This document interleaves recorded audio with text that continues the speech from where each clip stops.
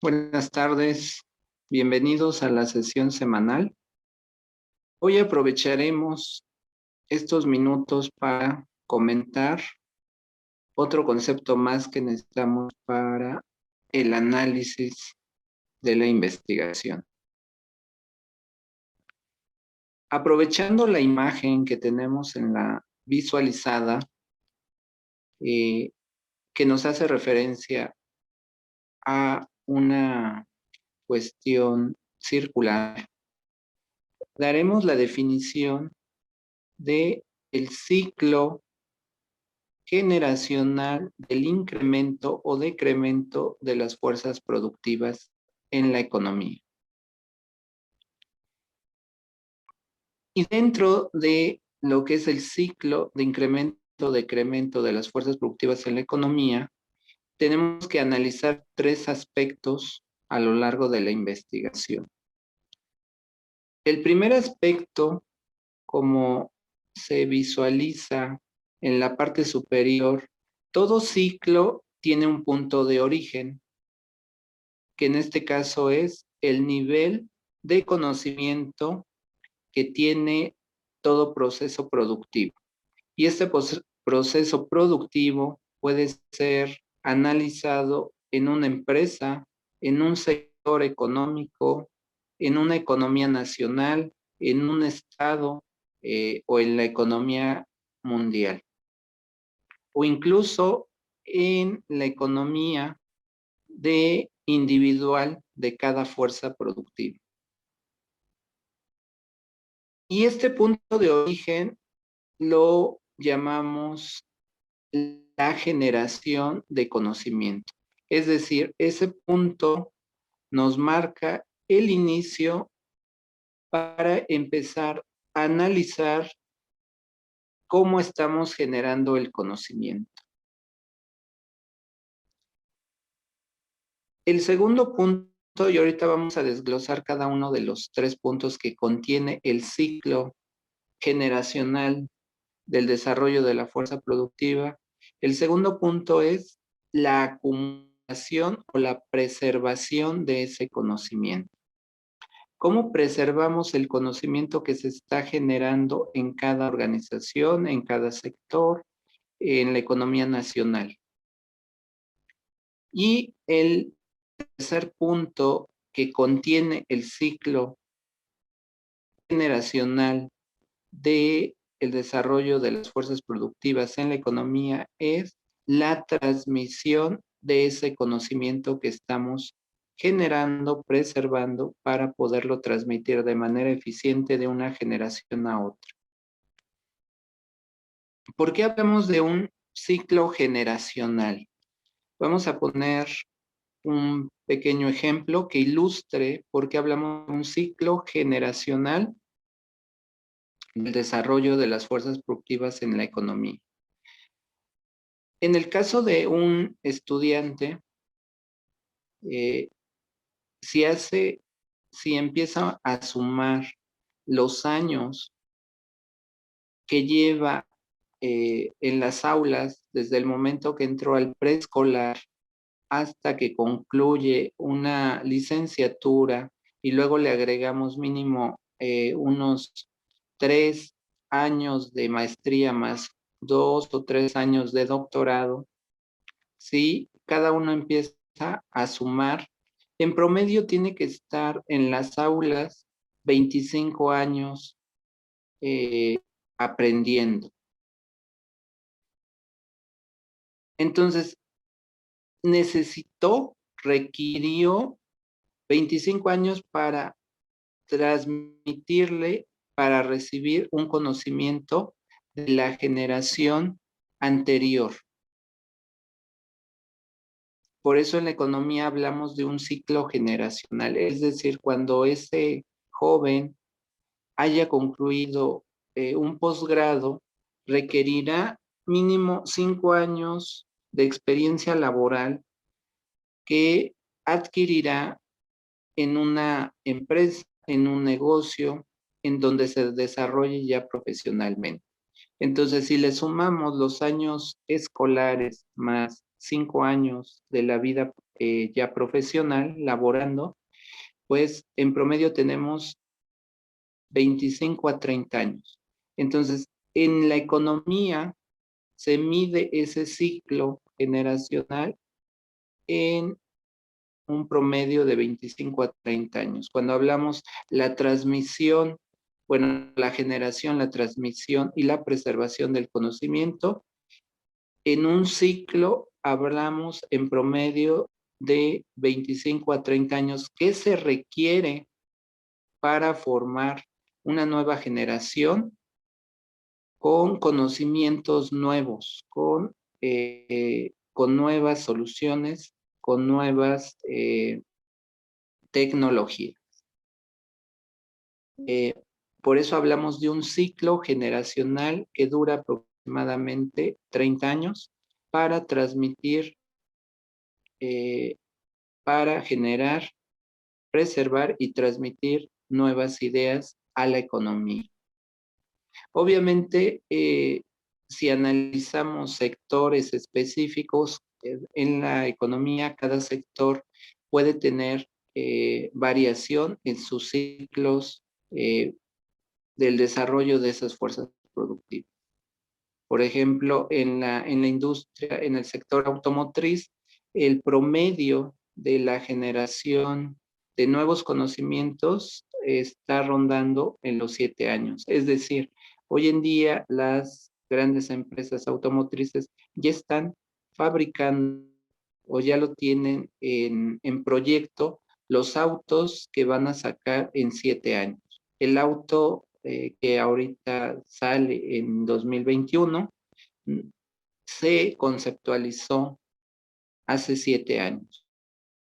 Y así hay sectores incluso más dinámicos como el de hoy en día,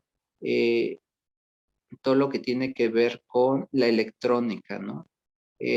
Por ejemplo, los dispositivos como celulares tienen un ciclo. Hoy en día, las empresas que generan celulares, pues han incluido ciclos muy cortos, ¿no? Prácticamente cada año están generando un nuevo producto. Entonces, los ciclos en esos sectores tecnológicos son más reducidos. Y así pudiéramos poner otros ejemplos donde van a variar los ciclos de desarrollo de esas fuerzas productivas. Pero aquí lo que queremos hacer énfasis que en la economía, dependiendo el nivel al que estemos analizando, ya sea mundial, nacional, por sectores, por empresas o por individuos, la generación, la acumulación y la transmisión del conocimiento es cíclico. Es cíclico y, digamos, para precisarlo, es un ciclo que tiende a ser en espiral. Es decir, no es un ciclo cerrado, sino cuando el ciclo lleva una dinámica de progreso, una dinámica de desarrollo, ese ciclo no llega al mismo punto, sino en un nivel superior. El conocimiento que se está generando cada nuevo ciclo tiene que superar, obviamente, al ciclo anterior para ver sectores económicos que están avanzando o empresas que están desarrollándose.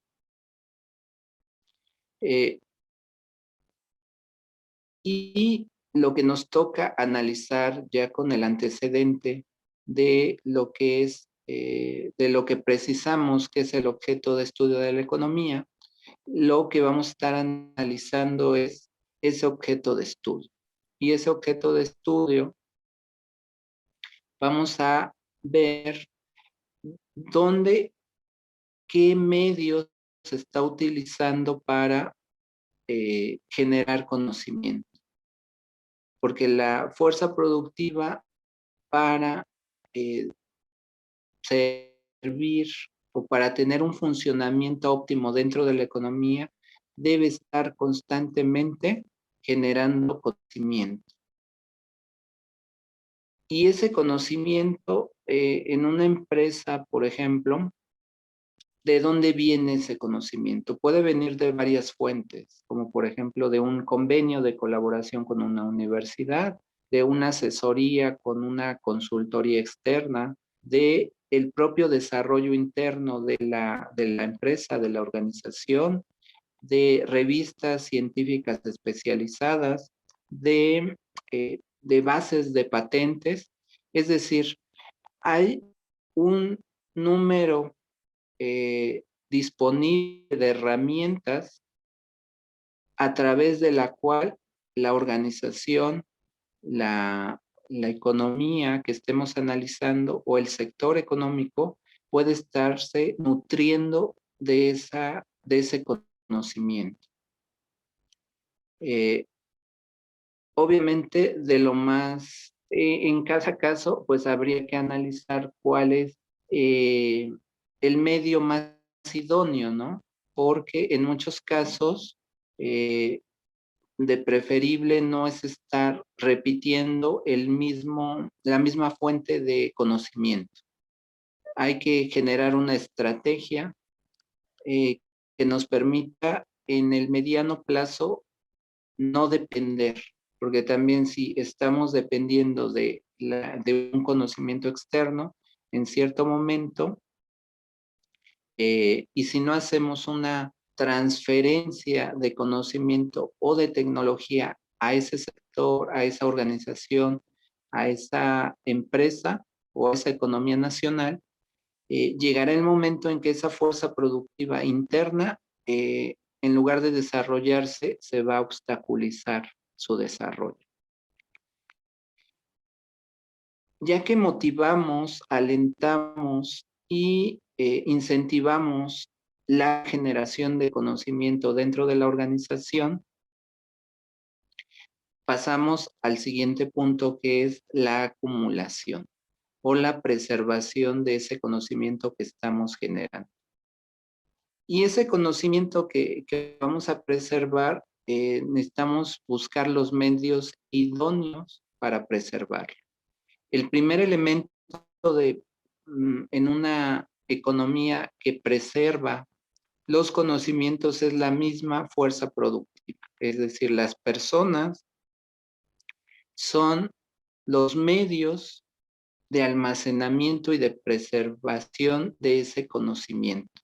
Es decir, el know-how, la experiencia, el conocimiento que se va adquiriendo cotidianamente. Cada persona es una fuente de conocimiento que tenemos que cuidar. Eh, Obviamente hoy existen medios más sofisticados que tenemos que también tener una estrategia de cómo vamos a preservar ese conocimiento dentro de la organización.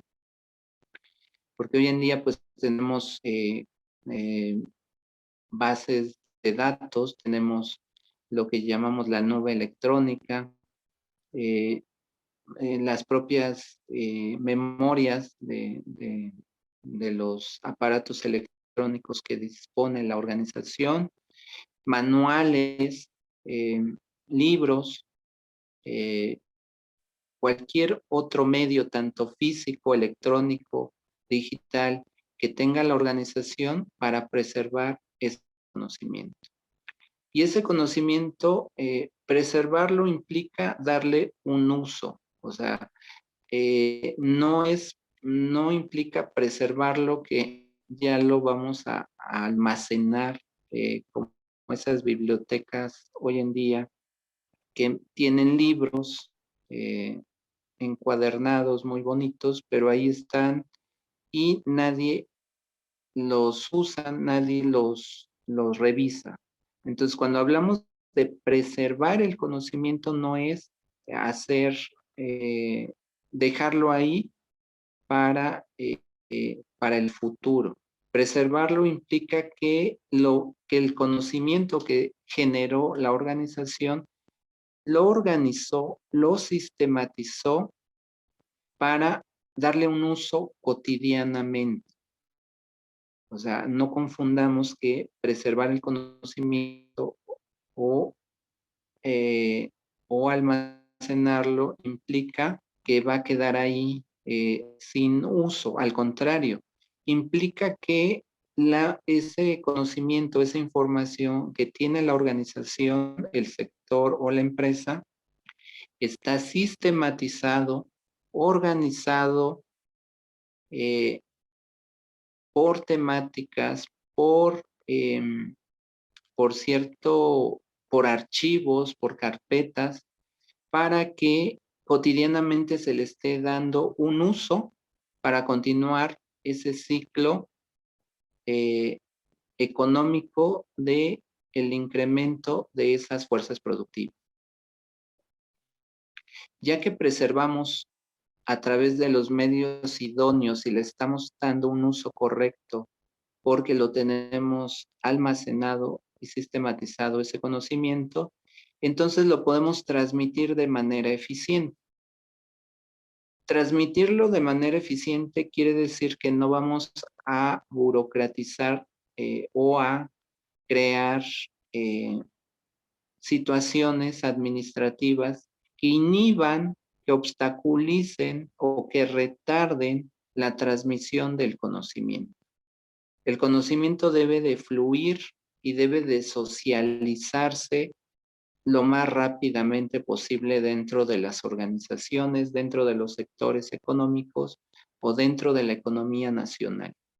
Y esa es parte del trabajo del, eh, del investigador, del economista, estar viendo dónde hay esos cuellos de botella, dónde existen esos eh, retardos, esos obstáculos que están impidiendo que el conocimiento fluya, que el conocimiento se desarrolle para llegar a un ciclo, a la culminación de un ciclo de manera exitosa. Porque a nivel de lo que es una economía nacional implica que la generación anterior tiene que transmitir el conocimiento que tiene a las nuevas generaciones. O dentro de una organización, los empleados, trabajadores dentro de la organización tienen que transmitir el conocimiento a los nuevos, a las nuevas integrantes que ingresan, ¿no? Por ahí, Mave, en algún momento tuvo una estrategia interesante. Hace algunos años, Mave contrató a trabajadores o más bien a jubilados que, que tienen todo ese conocimiento, todo ese know-how, toda esa experiencia. Los contrató ya cuando eran jubilados para dar los cursos de inducción a los nuevos trabajadores. Y ahí lo que vemos es una estrategia para transmitir el conocimiento de manera eficiente. Si ustedes empiezan a analizar las organizaciones, los sectores económicos, un gran problema que tenemos en la economía es que dentro de las grandes organizaciones no se tienen las estrategias convenientes para agilizar la transmisión de ese conocimiento, porque incluso en algunas pues no se dispone de los medios para almacenarlo. Entonces, si no almacenamos ese conocimiento, es decir, si no lo tenemos registrado, sistematizado y organizado, pues difícilmente lo vamos a poder transmitir. Y entonces ocurre como ese juego del teléfono descompuesto, donde pues cuando se quiere transmitir una idea, pues se va viciando. O sea, la idea original al final de la cadena, pues ya no se transmitió la idea original, sino se va desvirtuando y entonces ya no transmitimos el conocimiento o la idea precisa, se va viciando. Entonces, estos tres momentos son importantes para incorporarlos al análisis. Entonces, El cuarto elemento teórico que vamos a estar ocupando para el desarrollo de la investigación es el ciclo económico generacional del incremento o decremento de las fuerzas productivas en la economía. Y dentro de este ciclo vamos a analizar tres momentos. Uno es la generación de conocimiento que se hace en mentes creativas individuales, la preservación de conocimiento que ocurre en medios disponibles, ya sea escritos, electrónicos, digitales, y la transmisión del conocimiento que tiene que constantemente estar socializando en la organización. Estos tres momentos son los que tenemos que estar observando que sean eficientes para cerrar un ciclo exitoso en la economía. Más adelante, sobre la práctica, las iremos precisando con más ejemplos el ciclo económico generacional de las fuerzas productivas en la economía. Hasta ahí este punto. Ahora, aprovechando la imagen, vamos a continuar hablando de lo que es la metodología. La metodología que vamos a estar empleando para la investigación. Esto es importante porque será la guía de cómo ustedes estén elaborando la investigación. Como habíamos comentado en la sesión anterior, la metodología dispone de 7 elementos que se muestran en la pantalla. El primer elemento, nuevamente, es el punto de inicio, es el nivel tecnológico inicial o el nivel de conocimiento que dispone nuestro sujeto de análisis, que puede ser una empresa, que puede ser un sector, que puede ser la economía nacional. El otro elemento que es importante analizar es toda la parte jurídica y normativa que existe para regular el conocimiento.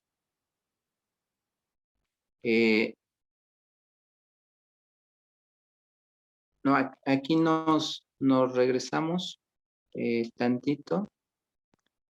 El siguiente elemento es la organización.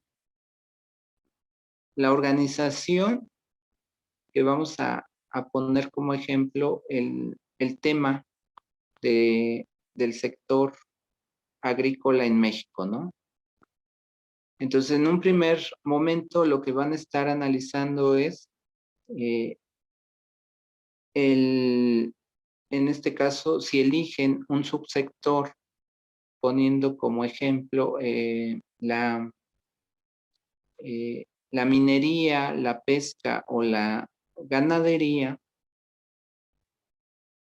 cada uno de esos sectores vamos a ubicar con qué nivel tecnológico está trabajando, con qué nivel tecnológico está desarrollando sus actividades, esas fuerzas productivas.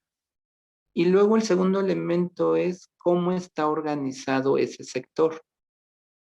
¿Cómo está organizado ese sector? En dos vertientes. Uno es la parte legal, que los productores agrícolas se organizan en cooperativas, en asociaciones de producción rural, en fundaciones, en asociaciones civiles. Esa es una forma de organización dentro del sector agrícola. La otra parte es por el tipo de propiedad que legalmente tiene el Estado mexicano, que puede ser por ejidos, por propiedad privada, por propiedad comunal. Eso sería otro tipo de organización y ambos habría que contemplar. La organización la tenemos que analizar en función nuevamente de el objeto de estudio, porque la organización en sí misma puede obstaculizar el desarrollo de la fuerza productiva. Entonces, si prevemos o estamos teniendo las evidencias de que ese tipo de organizaciones están obstaculizando el desarrollo de esas capacidades productivas, pues habría que modificar ese tipo de organizaciones o mejorarlas o cambiarlas. Y eso es parte del análisis que requerimos hacer. El tercer elemento, ahora sí, vamos con toda la parte normativa, todas las leyes y normas que dentro del sector agrícola son necesarias cumplir y que tienen vigencia. Pero también desde la perspectiva económica lo que tenemos que analizar es si esas leyes no obstaculizan el desarrollo de las fuerzas productivas. Y si lo están haciendo, entonces tenemos que buscar la manera de modificar esas leyes que en lugar de aumentar, de fomentar, están obstaculizando e inhibiendo el desarrollo de esas fuerzas productivas. Y hablando, precisando del sector agrícola, pues toda la parte legal la encontramos de mayor importancia desde la Constitución Federal, desde el artículo 25, 26, el artículo 27 que habla de todo este tema, hasta el artículo 28 y 29. Pero luego tenemos toda la parte de leyes secundarias que también tenemos que analizar para poder tener un análisis completo. Y luego de la otra parte tenemos toda la parte normativa que se utiliza para la comercialización. Sabemos que para poder importar, exportar y comercializar dentro de ciertos mercados, se obliga o se requiere más bien cierta normatividad que cumpla condiciones fitosanitarias, de sanidad, de inocuidad, para poder comercializar esos productos.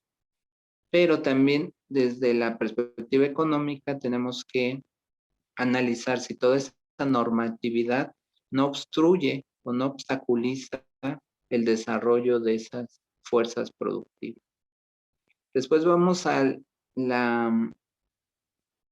cuarto elemento de la metodología, que es las políticas de gobierno. Dentro de las políticas, por el momento solamente haremos mención de las más importantes. Más adelante iremos desglosando, pero por el momento dentro de las políticas, pues las más importantes es la política comercial, la política crediticia, la política fiscal, la política monetaria, la política de inversiones, la política de ciencia y tecnología. Y obviamente la política agraria en nuestro caso, con un énfasis. Y cada una de estas políticas se tiene que analizar en función del objeto de estudio. Es decir, estas políticas son convenientes en la medida que van a fomentar a esa fuerza productiva. En la medida que la puedan obstaculizar, esas políticas no son convenientes en la economía. El siguiente elemento, que son la infraestructura o las instituciones del gobierno, pues en el caso de del tema que nos ocupa, tenemos obviamente todas las instituciones que tienen que ver con el sector agrícola, como hoy la SADER, el Banco Agrícola, este, hoy en día también eh, la parte que tiene que ver que integraron ahí la parte de CONACYT, la Procuraduría Agraria, estas instituciones que tienen que ver directamente con la ejecución de los programas de gobierno, pues ahí tenemos que estarlas monitoreando, dependiendo obviamente del tema que estén abordando en la investigación. Ahí se tendrían que analizar el programa específico de esa dependencia en función de la investigación que se está realizando. Y vamos al elemento número 6, que es todo lo que tiene que ver con la formación de esa fuerza productiva, es decir, todas las instituciones educativas, todos los institutos de investigación y centros que están formando al recurso humano que requiere, en este caso, el sector agrícola. Entonces ahí tenemos que ver si las universidades cuentan con las carreras idóneas para formar al recurso humano que requiere el sector agrícola. Es decir, si estamos formando los ingenieros agrónomos, los zootecnistas, los veterinarios, eh, y otras áreas de especialización, si estamos realizando las investigaciones como en el INIFAC y en otros centros de investigación que tienen que ver con el sector agrícola, si estamos sacando publicaciones de artículos, de libros, de patentes, todos estos indicadores nos aportarán evidencias para ver que estamos generando el conocimiento que requiere el sector agrícola. Para finalmente llegar al séptimo elemento, que es evaluar la aplicación de todo ese conocimiento. Es decir, si ese ciclo realmente fue exitoso, se reflejará de la siguiente manera muy fácilmente, que estamos resolviendo los problemas que demanda el sector.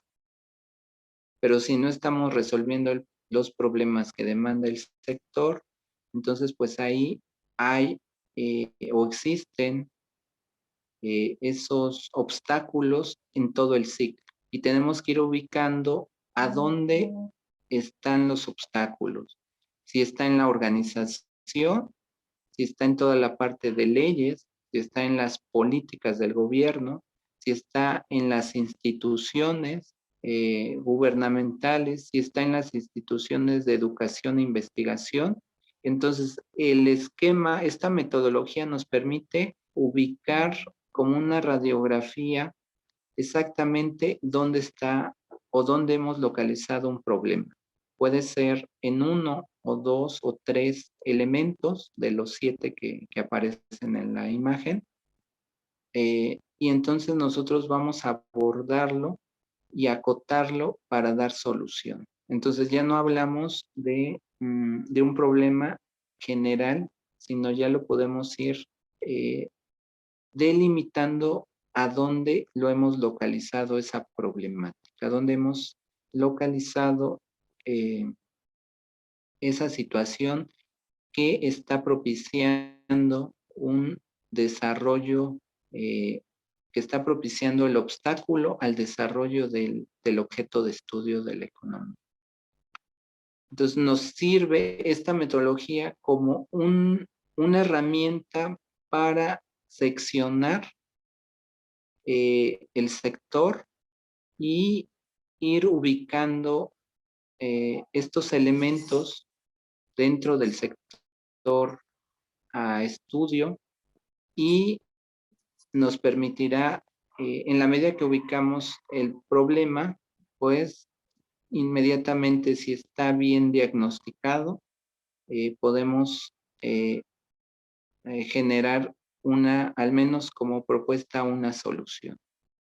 Pero cuando hacemos un diagnóstico erróneo, entonces la receta o el remedio que se propone, pues no será eficiente. Entonces la metodología nos permite tener una herramienta sencilla para ir ubicando este diagnóstico e irlo segmentando para no hablar de un problema general, sino problemas por temáticas para poder abordar soluciones de manera más efectiva. En la medida que se vaya desarrollando la investigación, pues iremos precisando cada uno de estos elementos.